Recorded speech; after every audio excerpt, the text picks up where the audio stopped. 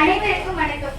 இவ்வாண்டு விழாவில் வந்துள்ள தலைமை ஆசிரியர்கள், எஸ்எம்சி உறுப்பினர்கள், இருபாலாசிரியர்கள், மாணவ மாணவிகள் மற்றும் பெற்றோர்கள் அனைவரையும் வருக வருக என வரவேற்பது உங்களுக்கு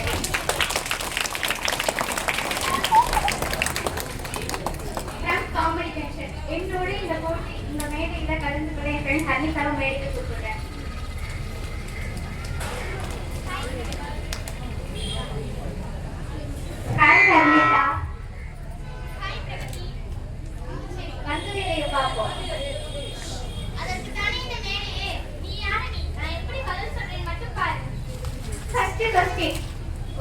ஒருத்தவன் தலையிலிருந்து இலையா கொட்டிச்சாங்க.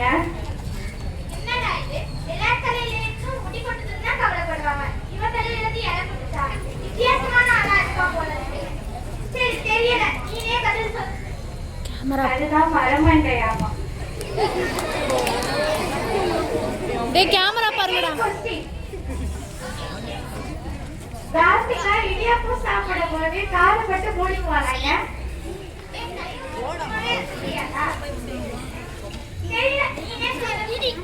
ஏன்னா அவ சாப்பிட்ட சாப்பாடு சரி இடியாப்பமா சாப்பிடும் போது இடி சத்தம் கேட்க கூடாதுல்ல, அதான்.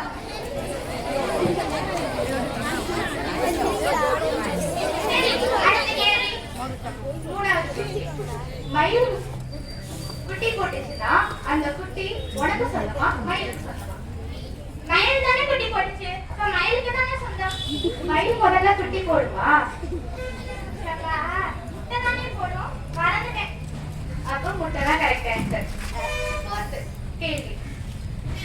ஒரு பையன் எக்ஸாம் ஹாலுக்குள்ள போறான். எக்ஸாம் ஹால் போனோடனே அவனுக்கு கொஸ்டின் பேப்பர் கொடுக்குறாங்க. கொஸ்டின் பேப்பரை பார்த்தோன்னே அந்த பையன் தூங்கிடுறான். ஏன்?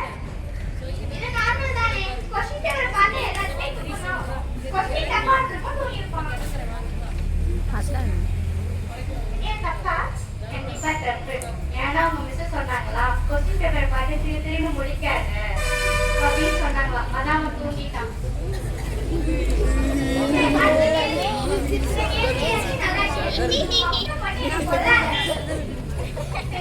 Last question.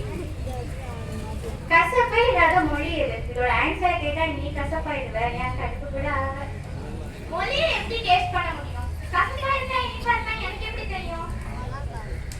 தெரியுமா தெரியாதா? ஆன்சர் மட்டும் சொல்லு. சரி தெரியல, நீனே சொல்லு. அதுதான் தெளிமொழியாமா.